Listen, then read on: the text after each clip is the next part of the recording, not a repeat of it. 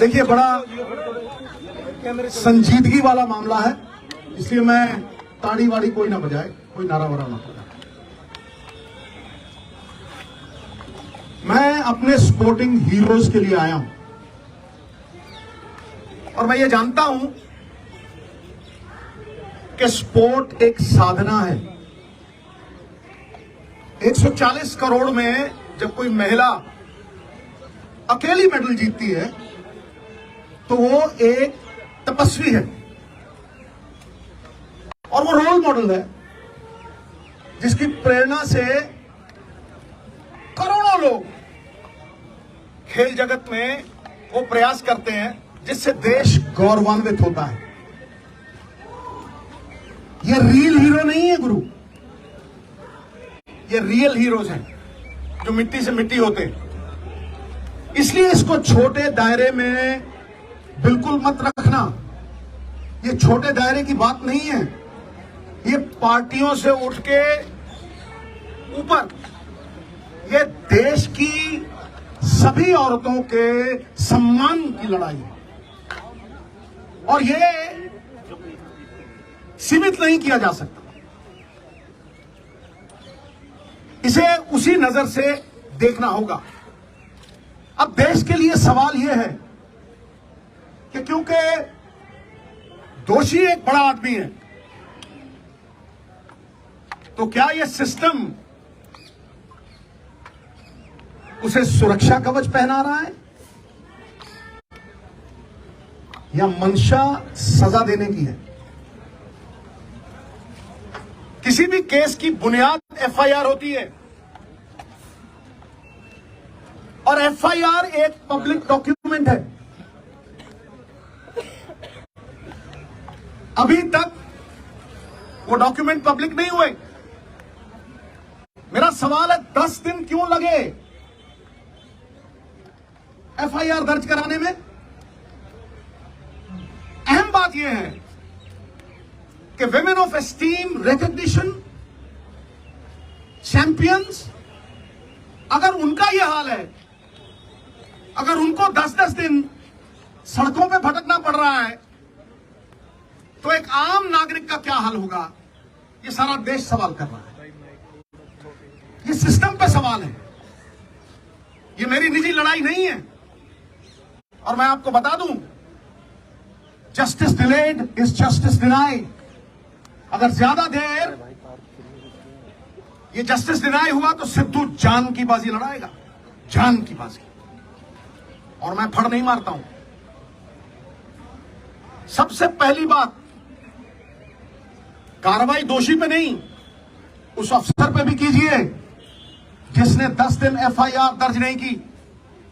Lalita Kumari versus the State of UP, it is mandatory to register the FIR once a cognizable offense is deciphered. और वो जो cognizable offense proven हो गया है तो फिर उसकी ऑप्शन नहीं है, उसे FIR दर्ज करनी पड़ेगी। और अगर वो नहीं करता तो 166 के तहत 2 साल कैद भी हो सकती है। नंबर 2, सबसे बड़ा सवाल कि दोषी एक डोमिनेंट पोजीशन पे है, अक्यूज्ड एक डोमिनेंट इन्फ्लुएंशियल पोजीशन पे है। वो किसी का भी करियर बिगाड़ सकता है और किसी को भी धमका सकता है। तो फिर आप कैसे एक्सपेक्ट करते हैं कि वो इतनी डोमिनेटिंग पोजीशन पे है, एक फेयर इन्वेस्टिगेशन होगी? Where is the moral authority now? He must resign for a fair probe, for a fair investigation. FIR दर्ज इसलिए नहीं की गई, कमेटी बनाने का मतलब पूरा देश समझता है। You are sweeping things under the carpet. FIR का मतलब, इसका कमेटी का मतलब क्या है कि ठंडे बस्ते में डाल दो, भटकने दो और देरी करो, डिले करो, डिली डैली। कितनी कमेटियों ने सजा दी है भाई? सवाल जिसमें मैं आ रहा हूं, सबसे महत्वपूर्ण सवाल, अब जो एफआईआर हुई है और कोर्ट की प्रोसीडिंग से मैं पूरी तरह से कन्विंस्ड हूं, वो पॉस्को एक्ट के तहत हुई है। POCSO is not a bailable offence. जब वो बेलेबल ऑफेंस नहीं है, किस धारा के तहत किया है? आप माइल्ड एफआईआर तो नहीं कर रहे उसे क्लीन चिट देने के लिए, बैकडोर एग्जिट देने के लिए? बताइए किस धारा के तहत आपने वो किया है? और क्योंकि वो माइनर की कंप्लेंट है, उसमें कंसेंट मैटर नहीं करती। मिनिमम सजा 3 से 5 साल है। अरेस्ट क्यों नहीं हुई? I am asking the question, ये अरेस्ट क्यों नहीं हुई? और सबसे बड़ी बात, इस बात को मैं आपको विनती कर रहा हूं, इस बात को मैं चिल्ला चिल्ला के कह रहा हूं कि अगर आप सच तक पहुंचना चाहते हैं, अगर आप तथ्यों तक पहुंचना चाहते हैं, you want to uncover the truth, तो जैसे बाकियों की होती है, custodial interrogation is a must. पकड़ो जैसे होता है, अरेस्ट करो और कस्टोडियल इंटेरोगेशन, वरना it is a meaningless exercise, फिर उसका कोई फायदा नहीं है। बारंबार 10 दिन भटकाते रहे हो। इतने बड़े बड़े लोग हैं, तालीम का जोर इतना, तहजीब का शोर इतना, अरे बरकत क्यों नहीं होती? तुम्हारी नीयत में खराबी है, तुम्हारी नीयत में खराबी है। और देवताओं की नीयत में भी आ जाए अगर फर्क, नजारा चाहे जन्नत का क्यों ना हो जाएगा गर्क। सो ये सबसे अहम मुद्दा है साहब। क्या कानून ऊंचे लोगों के लिए दोहरे मापदंड रखेगा? जिन्होंने देश को गौरवान्वित किया, जिन्होंने मेडल जीते, will you belittle them in front of a nation of 140 crores? Why is this happening? अरे जिनके मत से बनती हैं सरकारें, खेल जगत के चमकते हुए सितारे, आज सड़कों पे दर बदर भटक रहे बेचारे। क्यों? Is the law different for the high and the mighty? It cannot be. Resignation होना चाहिए, इंटेरोगेशन होनी चाहिए, और सबसे बड़ी बात, अरेस्ट करके कस्टोडियल इंटेरोगेशन। मैं इस केंद्र बिंदु पे खड़ा कर रहा हूं। केंद्र बिंदु तो ये लड़कियां हैं।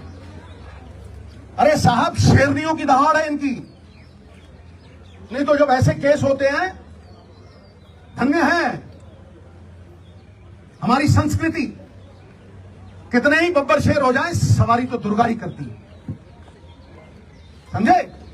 धन्य है वो मां बाप जिन्होंने ऐसी बेटियों को जन्म दिया जो जुर्रत रखती हैं, जो सवाल करती हैं। क्या आपको लगता है कि ये सिर्फ अपने लिए लड़ रही हैं? ये पूरी दुनिया की औरतों के सम्मान के लिए लड़ रही हैं। और ये दहाड़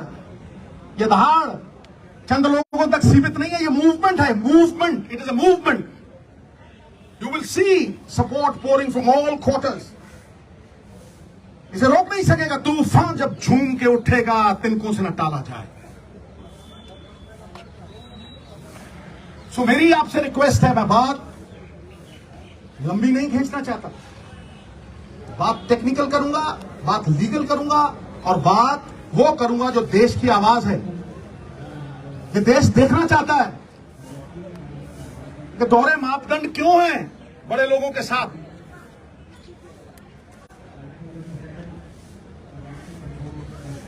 सही और गलत की लड़ाई में न्यूट्रल में नहीं रह सकते आप, आपको पक्ष लेना पड़ेगा।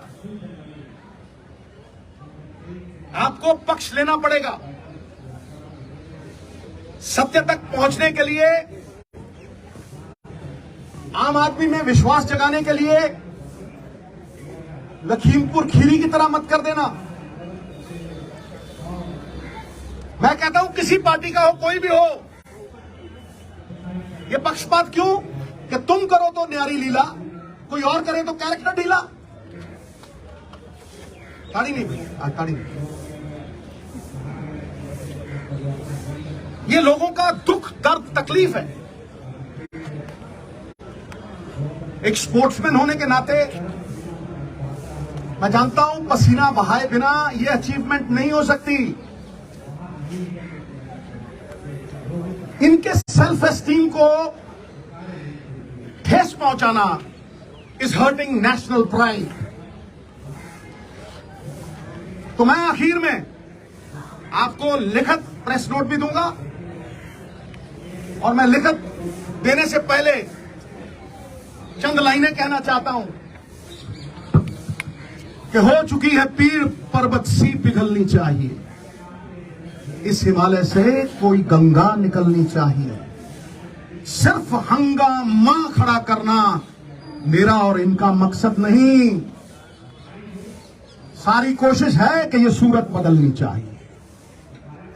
फिर मेरे दिल में ना सही तो तेरे दिल में ही सही, हो कहीं भी आग, लेकिन आग जलनी चाहिए, सूरत बदलनी चाहिए।